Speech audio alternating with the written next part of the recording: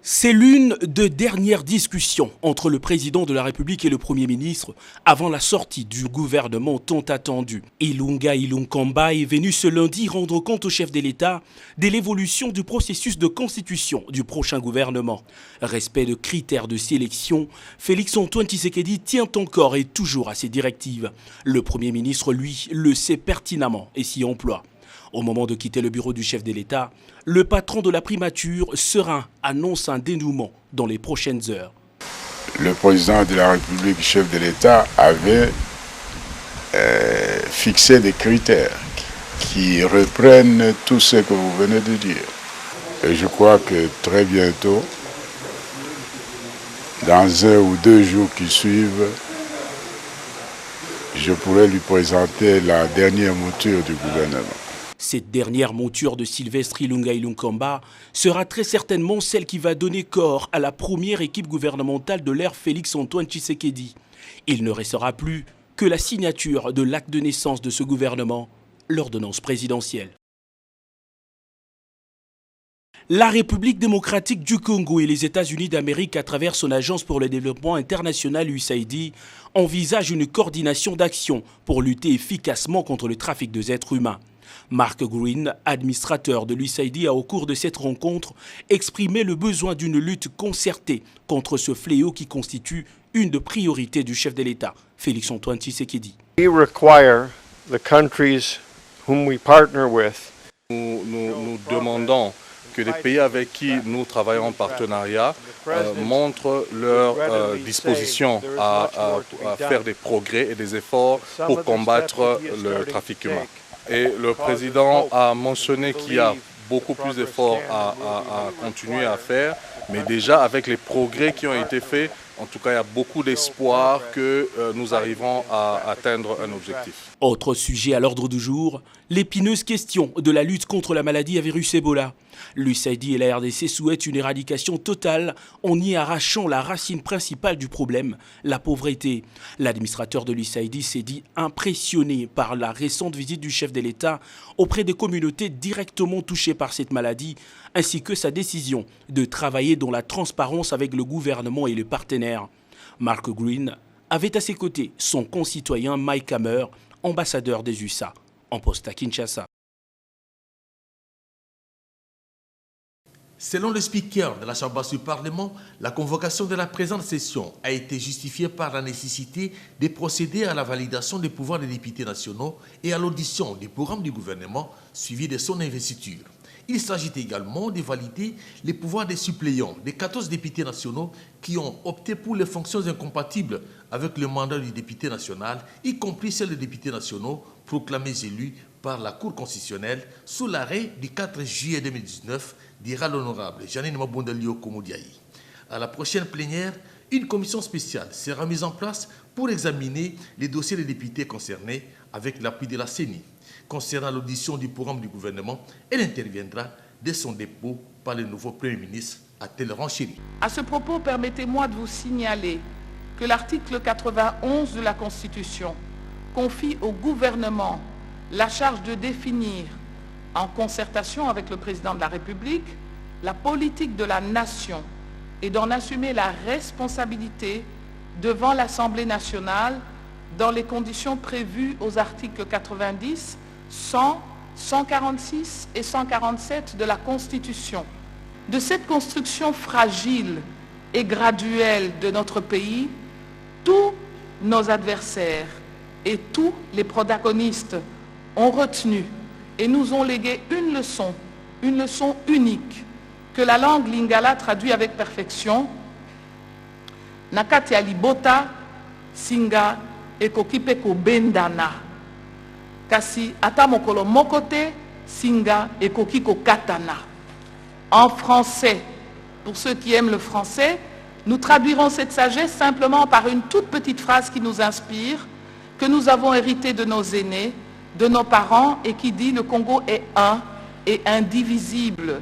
Notre mandature est celle qui a vécu et qui continue de vivre l'expérience de la toute première passation pacifique de pouvoir dans notre pays, grâce aux 80 millions de Congolais. entre un président de la République sortant en fin de mandat, son Excellence Joseph Kabila Kabange, qui a décidé de respecter notre Constitution, celle que vous, estimés collègues, nous avez donnée depuis 2006, et un président de la République élu entrant pour son mandat, son Excellence Félix Antoine Tshisekedi. Dès lors, l'histoire nous donne à nous tous, quelles que soient nos provinces, quels que soient nos partis politiques, obligation de fructifier cet acquis de paix et de cohésion nationale. Nous devons transformer cet acquis en habitude.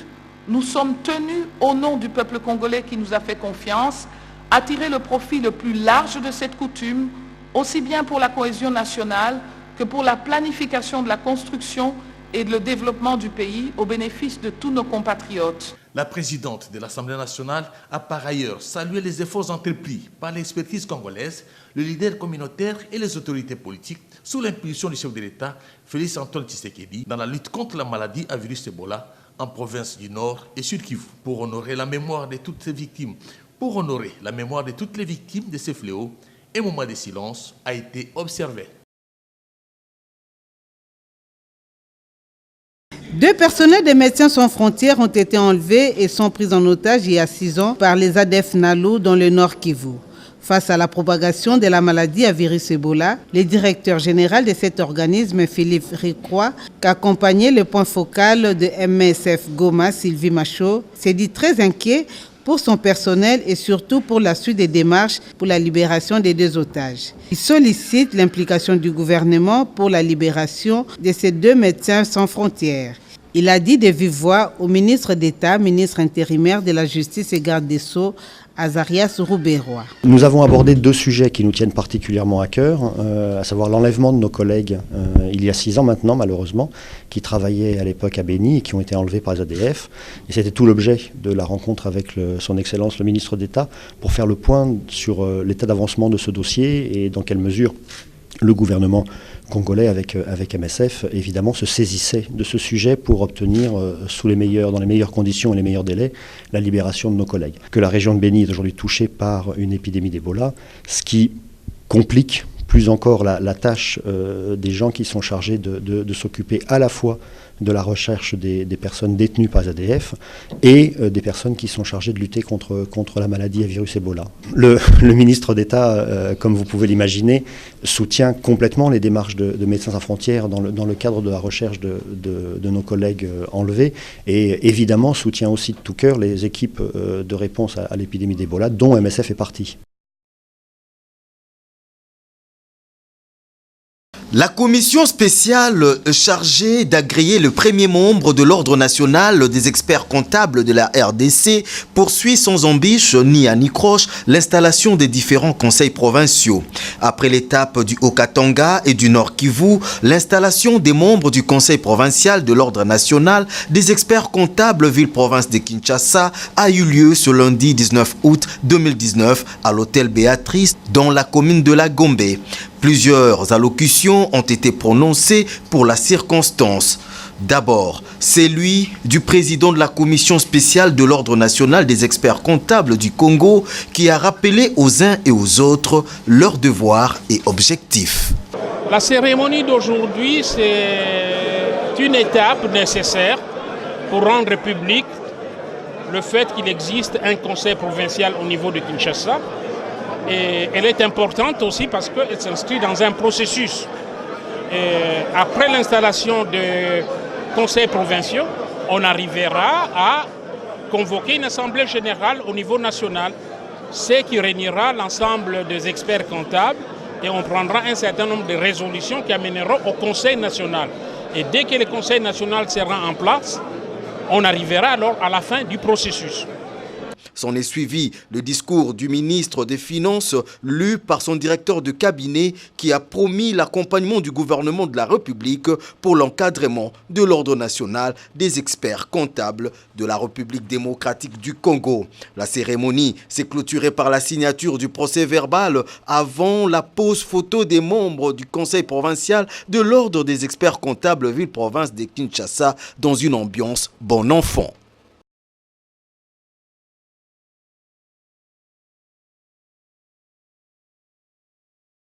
C'est sur l'instruction du gouverneur de province Atumatuba Nkuluki que l'ingénieur Guilain Pandousa Samangovo, ministre provincial en charge des affaires foncières, visite les sites retenus pour l'érection du port en eau profonde de Banana, province du Congo central. Les explications lui sont fournies par les conservateurs des titres immobiliers et les chefs de division des cadastres, territoire de Mwanda. Après la polémique autour de ces projets, il est clair qu'à ce jour, la construction de cette infrastructure portière sur cet espace de 178 hectares est devenue une évidence. Nous félicitons le président de la République, son Excellence Félix Tshisekedi, qui a écouté les cris de la population du Congo central. Parce que nous avons marché, nous avons manifesté pour dire que nous devons d'abord construire le port en eau profonde avant le pont route Kinshasa-Brazzaville. Donc aujourd'hui, nous avons visité le site. Dès que le nouveau gouvernement sera mis en place, nous allons discuter avec les autorités du gouvernement central, notamment le ministre des Affaires foncières, pour pouvoir négocier, finaliser les dossiers des expropriations. Et dès que ces dossiers des expropriations seront finalisés, je crois que nous travaillerons ensemble pour que les travaux puissent commencer. Même si ce sont des travaux de grandes envergures, il faut que ça commence un jour pour que ça s'achève. C'est pour le bien, non seulement de la province du Congo central, mais de tous les pays. Pour l'opinion publique, l'érection de cet ouvrage pourra permettre la mise en valeur des 43 km de littoral que possède la RDC sur l'océan Atlantique. Cette journée instituée par les Nations Unies revêt un caractère spécial. Cette année, un accent particulier a été mis sur une catégorie de femmes et filles travailleuses humanitaires non formelles, car elles sont souvent victimes, bénéficiaires et fournisseuses de l'aide humanitaire. À l'issue de cette journée, les coordonnateurs humanitaires des Nations Unies en RDC, David Marc Lankar, a fait état de lieu de la situation humaine en RDC. La journée du 19 août est autant pour nous, les acteurs, que pour les personnes que nous assistons. Elle ne prendra que son vrai sens si nous sommes en mesure de protéger, assister et donner de l'espoir aux millions de Congolais qui en ont besoin.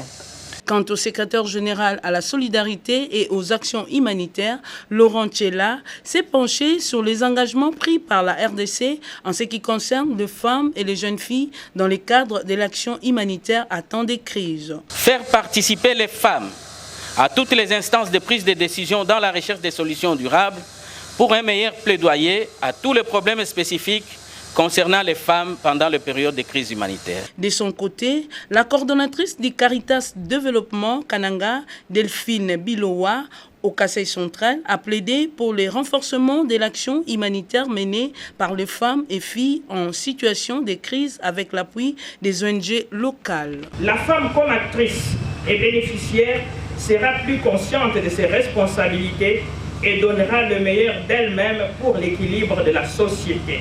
Bref, la journée mondiale de l'aide humanitaire est une occasion pour saluer les efforts fournis par les acteurs humanitaires, dont les femmes, souvent confrontées à des barrières socio-professionnelles et des discriminations basées sur le genre.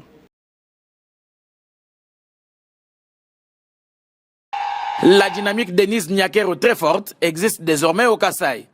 Cette structure qui regroupe les femmes soucieuses du développement du Kasaï, dans la vision de la première dame de la République, est installée officiellement ce samedi 17 août 2019 par M. Nono Katumba Manchouma, conseiller politique du gouverneur, en présence de milliers de femmes venues de différents coins de la province. La marche partie du rond-point de l'unité jusqu'à l'église sec de Kanzala reste le point de départ de cette manifestation festive. Dieu étant le seul souverain et maître de toutes les circonstances, c'est par une prière que s'ouvre la cérémonie, suivie de la présentation du comité qui dirige la dynamique Denise Nyakero très forte au Kasaï. Le ministre provincial des Affaires sociales et questions de développement, Cephas Kalumba Mabosho, est revenu sur les objectifs de cette structure à titre de rappel pour exhorter les mamans à plus d'ardeur et d'assiduité.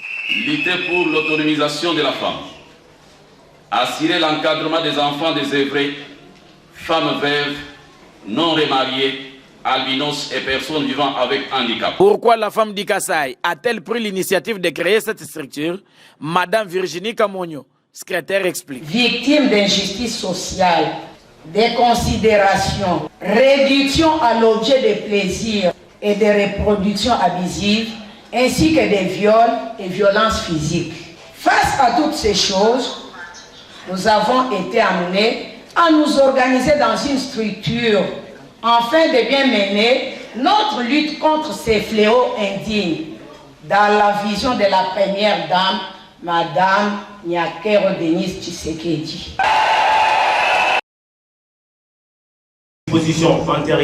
Pendant que plusieurs partis politiques ont le regard fixé vers la formation du futur gouvernement, le mouvement pour le renouveau, MR, en ce qui les concerne, prépare déjà les échéances électorales à venir. Son président national, Clément Kankubou Kassa, a mobilisé tous les militants de sa formation politique. Objectif, leur faire part des idéaux devant servir de boussole pour la grande famille politique MR. Pour rappel, le week-end dernier, Clément Kankou a fixé ses semblables sur la position réelle du parti qu'il dirige.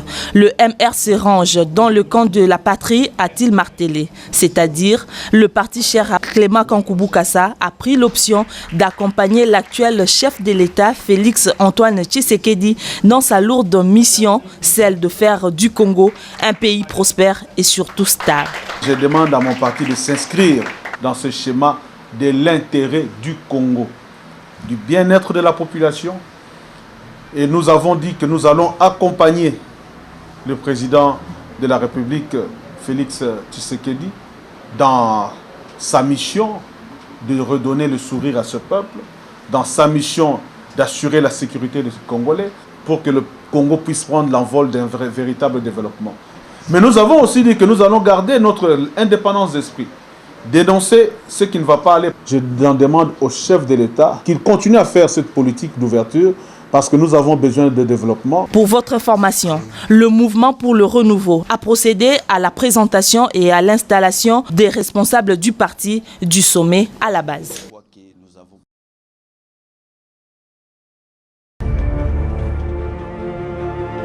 La dépouille mortelle de M. Lutuma Bangu est le terre, ancien directeur coordonnateur de la RTNC2, décédé le 27 juillet 2019 à Paris, des suites d'une maladie, est arrivé ce dimanche en début de la soirée à Kinshasa par un vol régulier d'Air France. C'est tout en pleurs et en sanglots que les membres de famille et connaissances de l'illustre disparu ont accueilli les corps de cet être cher décédé à l'âge de 76 ans.